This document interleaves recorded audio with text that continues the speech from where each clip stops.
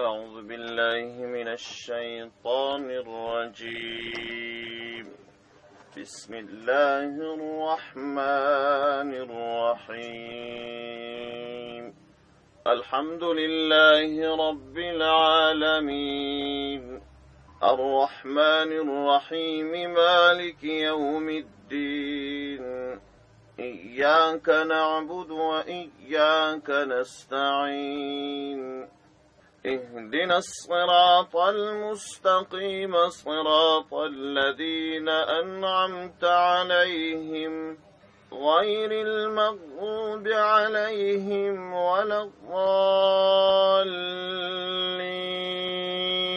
آمين صدق الله العلي العظيم إياك نعبد وإياك نستعين.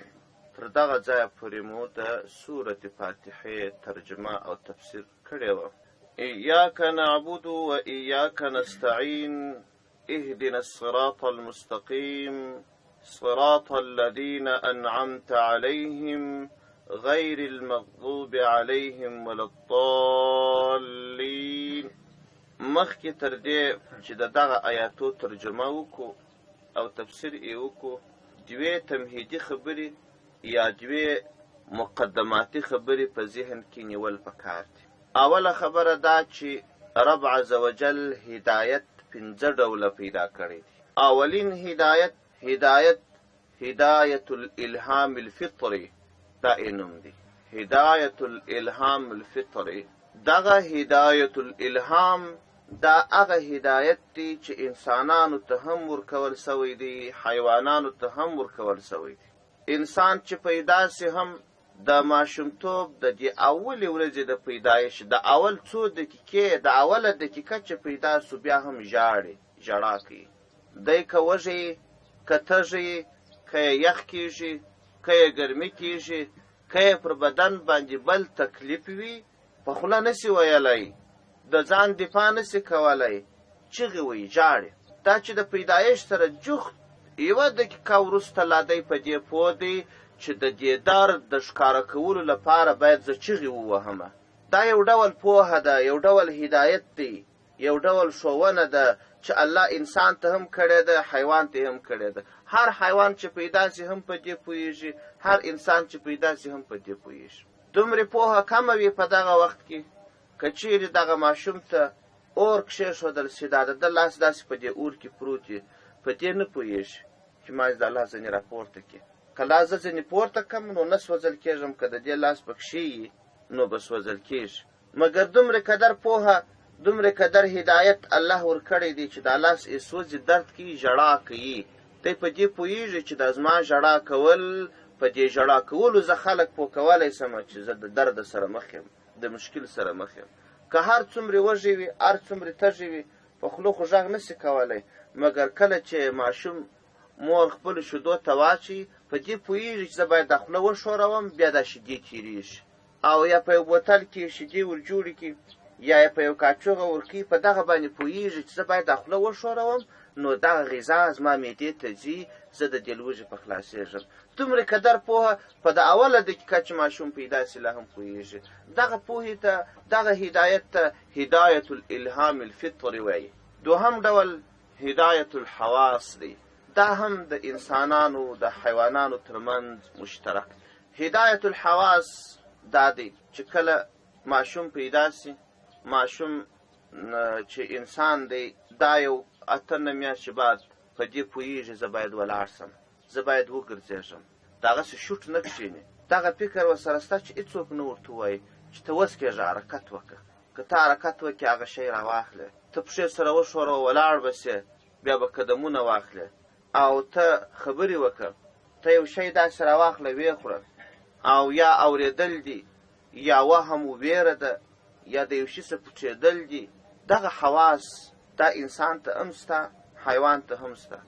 البته د حیوان هغې د پیدایش سره دستي د حواس تکامل ته رسېږي، او د انسان هغې په تدریجي ډول تکامل ته رسېږي. ځکه ما حیوان چې پیدا سي په هغه ګړې ولاړېږي، په هغه ګړې خوراک کوي، هر قسم خوراک کوي، په هغه ګړې ځغلي. خو د انسان دغه حواس دا تکامل ته رسیږي په تدریجي ډول باندې. ماشوم چې دی هغه داسې نه ولاړېږي، داسې حرکت نه کوي. او دغه حیوان چې د یوې ورځې هم واښه ورته ونیسي قرار درته راسي، پوهېږي چې دغه واښه دي زه باید وخورم. او ماشوم چې د یوې ورځې چې د لوږې مري چې دا هر څه ورته وکړي، نه درته ګوري نه یې خوړلی شي، حواس کار نه کوي. په تدریجي ډول باندې تکامل ته رسېږي. دغه حواس چې الله انسان ته ورکړي دي او حیوان ته هم ځینې حواس ورکړي دي چې په هغه باندې دی تګ کول او په هغه باندې خوراک کول، په هغه باندې دا پوهېدل چې اوغه ډبرې دي زه نه خورم، اوغه واښه دي باید ویې خورم. حیوان چې د یوې ورځې یوې بیا هم ډبرې ورته کښېږدي، بوی لا نه پرکاشي. واښه چې ورته کښېږدي په د اوله ورځ پېژني چې دا د خوراک شی. خو ماشوم داسې نه دی، د انسان حواس داسې نه دي، بلکې ماشوم چې د څو میاشتو لا خاورې هم خولې ته اچوي، ډبرې هم خولې ته اچوي، خاشي هم خولې ته اچوي، نیت سره پېژني چې دا غذا ده دا غیر غذا ده. په دې کې د الله حکمت دی چې د انسان حواس تکامل ته په تدریجي شکل رسي او د حیوان چې پیدا سي د حواس تکامل ته په هغه آن رسیږي. دا دوهم ډول هدایت دی، دې ته هدایت الحواس وایي. دریم ډول هدایت چې دی هغه ته هدایت العقل وایي. دا هدایت العقل دا یوازې خاص په انسانانو پورې دی، حیوانان دغه ډول هدایت نه لري.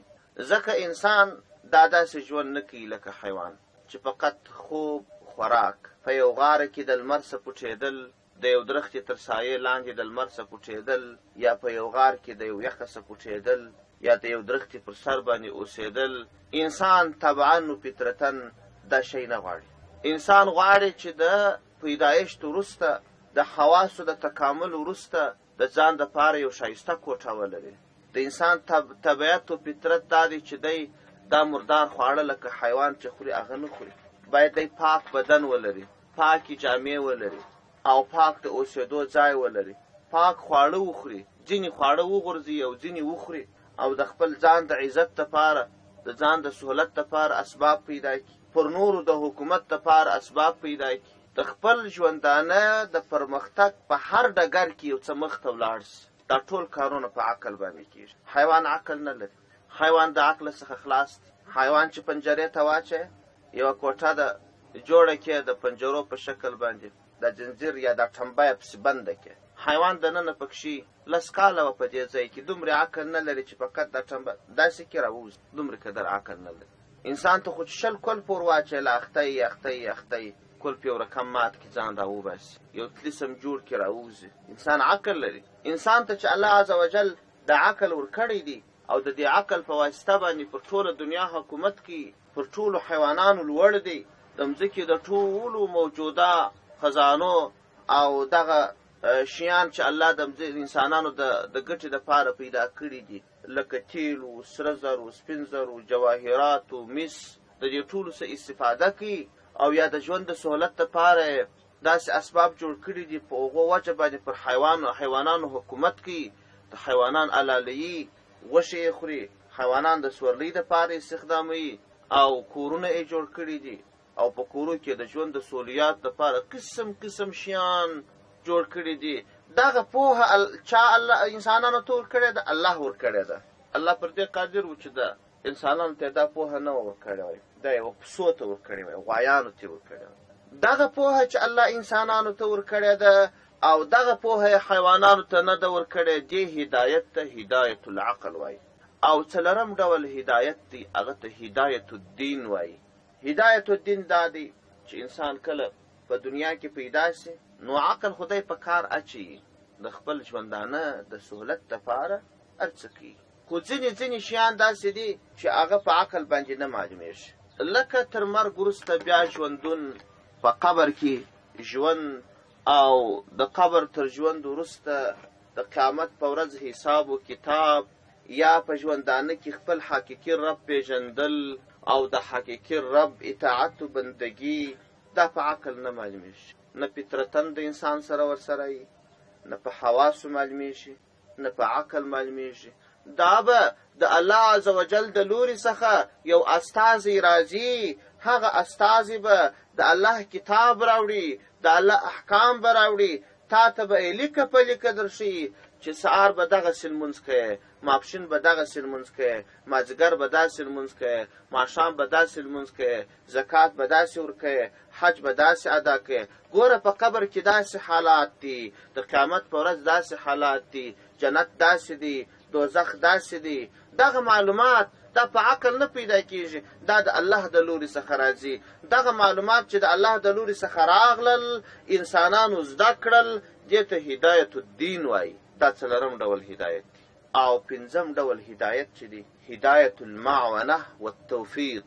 هدایت المعونه والتوفیق بیا څه دی؟ تاسو وګورئ، انسان داسې الله جوړ کړی دی، کله کله حقیقت په سترګو وویني چې دغه حقیقت دی، مګر بیا هم حقیقت نه مني. دا کافران ولې کافران دي؟ کافران خو په دوه وجو کافران دي. یا په دې وجه باندې کافران دي چې ښه سم دم حق ورته معلوم دی، په دې پوهېږي چې هغه لوی رب دی، اسمانونه یې پیدا کړي دي، مځکې یې پیدا کړي دي، هر څه ورته معلوم دي، خو ضد نیولي دي. ضد د حسد او د عناد په وجه باندې. ضد او حسد عناد دا د انسان په وجود کې طبعا سته. کله چې انسان ضد حسد عناد وویني او د نفس پرورشت وکړي، نفس یې چاق سي، بیا نو سر و تورې ته ورکوي، خو تر خپله خبره نه تېرېږي. دا قصه بیخي مشهوره ده د بدر په غزوه کې چې ابوجهل کله هغه دوه انصاري ځوانانو زخمي کړي، مرګ ته یې نږدې کړي، خو مړ لا نه و. د بدر غزا چې خلاصه سوه، پیغمبر علیه السلام غږ وکړي، ول د ابوجهل حال به څوک راوړي؟ عبدالله ابن مسعود رضی الله عنه غږ وکړي، ول یا رسول الله زه به د حال راوړم. عبدالله ابن مسعود رضی الله عنه په قد باندې داسې چیټ، کله چې روان سو، مړي و زخمیان چې پراته وو، په پای کې وکتل ابوجهل پروت دی، زخمی دی، مړ لا نه دی.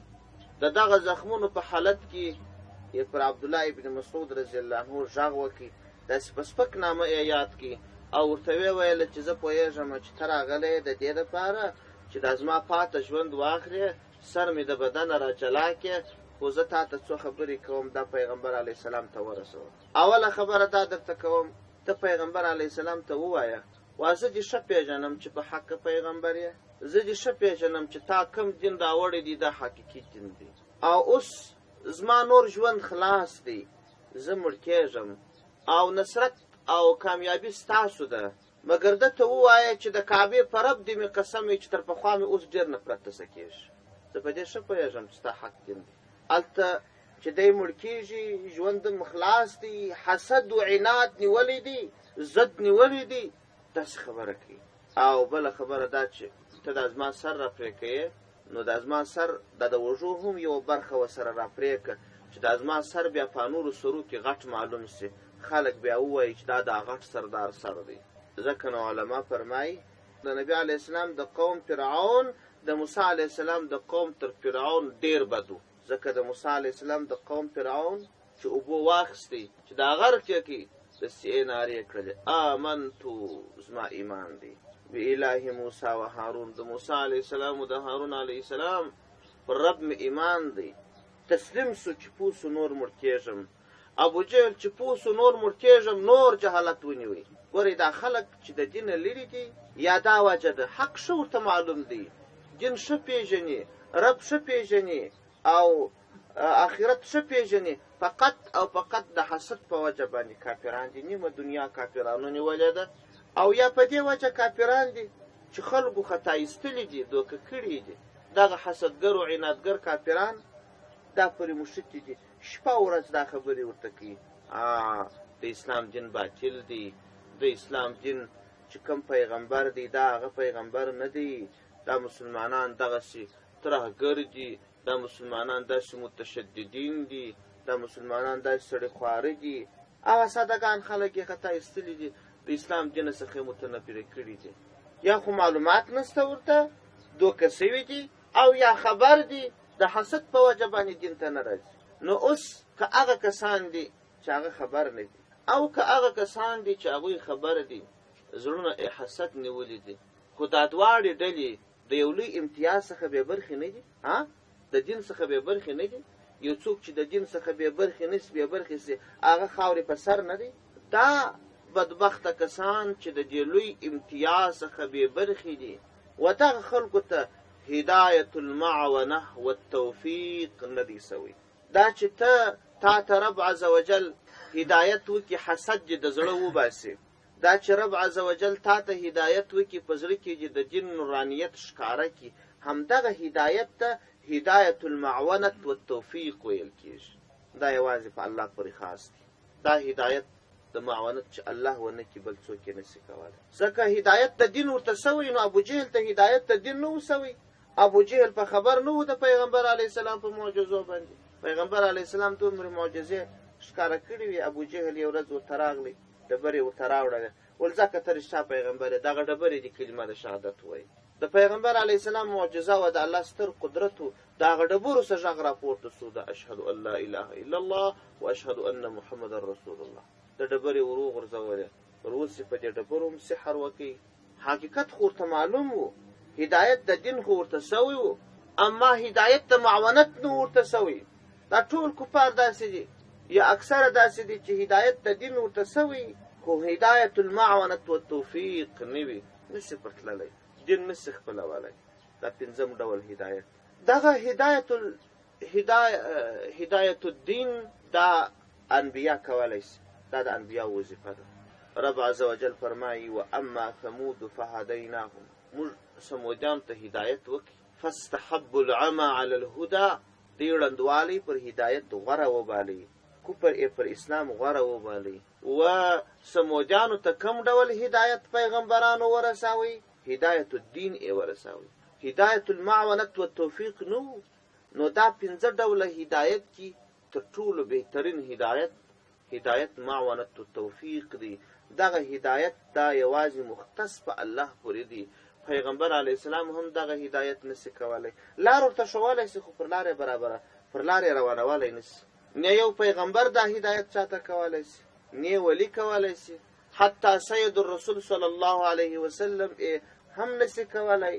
رب عز وجل پیغمبر علیه السلام ته فرمای انک لا تهدی من احببت ولكن الله يهدي من يشاء.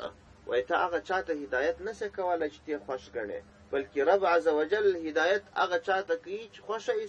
نو دلته په دې ځای کې چې الله عز وجل دغه هدایت د معاونت او توفیق چاته وکړي، دا لوی امتیاز دی. یوه خبره دا سوه چې پنځه ډوله هدایات دي.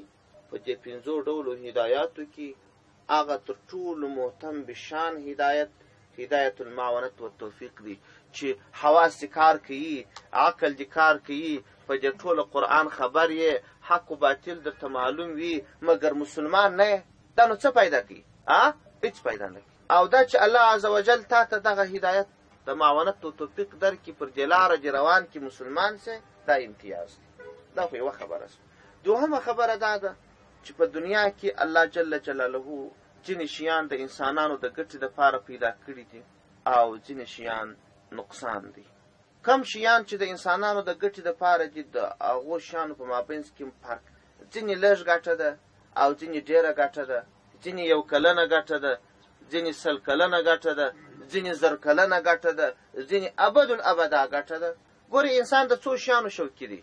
په طبیعت کې د انسان مال خوښ دی، د انسان اولاد خوښ دی، د انسان ژوند خوښ دی، د انسان واک و چوکۍ خوښه ده، او د انسان استراحت خوښ دی. ځینو انسانانو ته پوښتنه کوه، باغ یې هم خوښ دی، مځکه یې هم خوښه ده، میوې یې هم خوښې دي، ښې جامې یې هم خوښې دي. داسې نو ډېر شیان دي، خو یو شی چې په هغه کې د دنیا ټول امتیازات هم وي او د آخرت ټول امتیازات هم وي، هغه کامل دین دی. که څوک په کامل دین کې داخل سي، دا څه شیان چې په دنیا کې د خوښ دي دا ټول پکښې دي، بل یقین تاریخ ثابته کړې ده.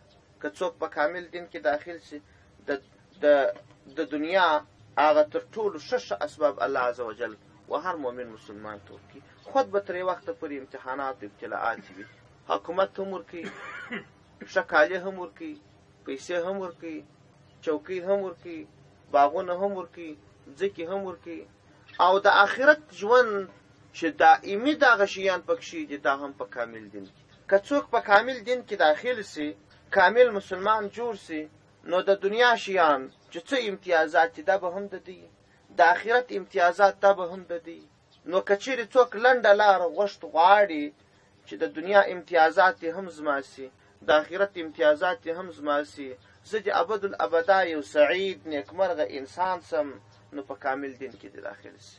نو دا چې په کامل دین کې د دنیا او د آخرت دواړه سعادتونه، نیکمرغي، کامیابی سته، دا خبره چې تاسو په نظر په ذهن کې ونیسئ، د دا خبرې په نظر کې نیولو سره رب عز وجل خپلو بندګانو ته په دا سورت فاتحه کې یو هدایت.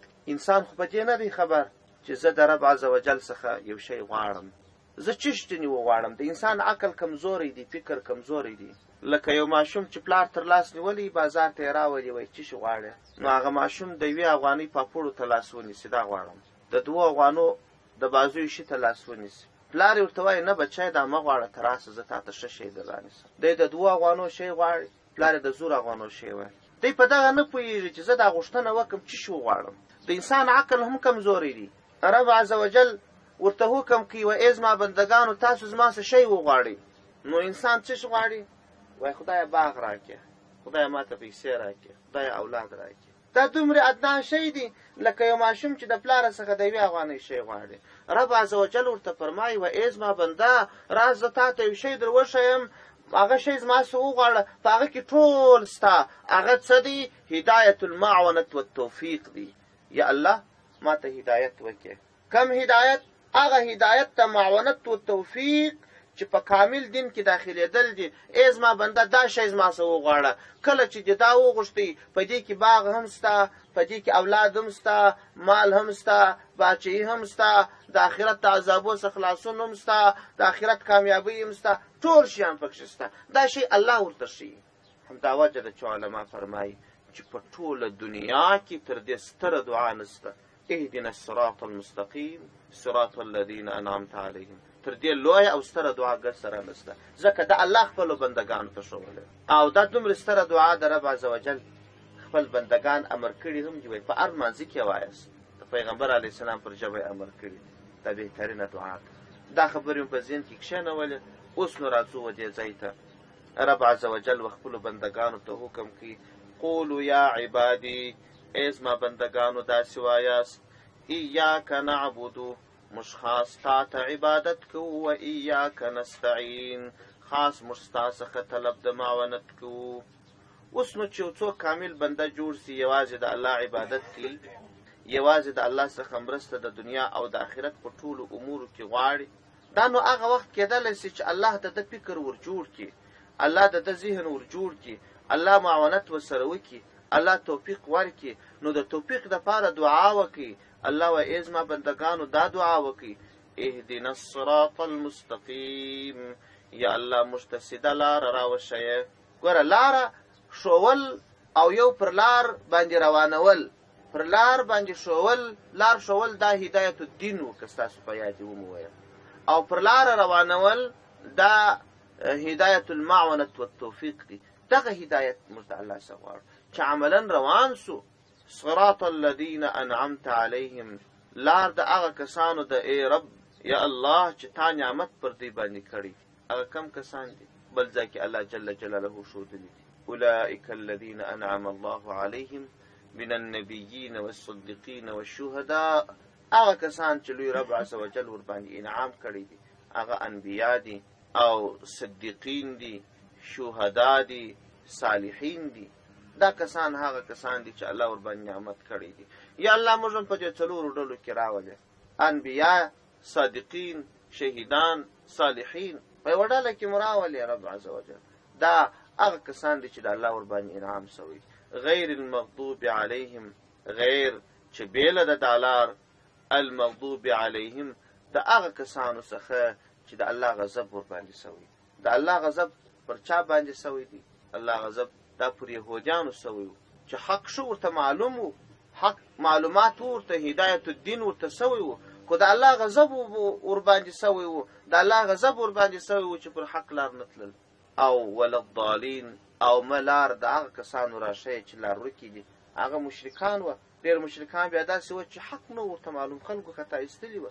لکه مخکې چې مې وویل چې کافران په دوو وجوهانو سره کافران دي، یا د ضد په وجه باندې دي، دې ته مغضوب علیهم کفار وایي، او یا دا چې چا دوکه کړي دي معلومات نسته ورته، هغه ته ضالین وایي.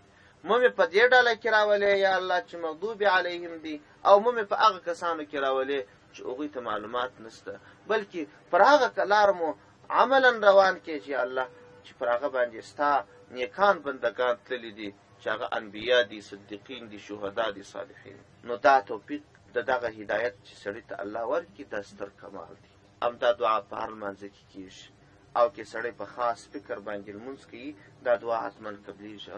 خو مصیبت دا شی چې زموږ خلک لمونځ کوي په نیت کې لا ته فکر نه وي برابر. نیت د دې الفاظو څخه مقصود نه دی چې څوک ودرېږي په لمانځه باندې نیت مې دی د زړه د اخلاص لمونځ کوم 4 رکعته فرض د ماپښین یا 2 رکعته فرض د سهار. دا چې ته 100 واره ووایې چې ستا په زړه کې قصد نه وي دا نیت نه دی سي.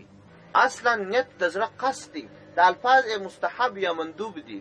د سړی د الفاظ ونه وایي خالي په زړه کې دا تصور وکړي چې زه خو یو انسان یم، مسلمان یم، دغه یم لمانځه ته راغلی یم، فرض کوم او د ماپښین کوم 4 رکعته کوم. فقط په زړه کې دا تصور وکړي لمونځ یې صحیح کېږي. او که په خوله باندې ووایي فکر یې بل ځای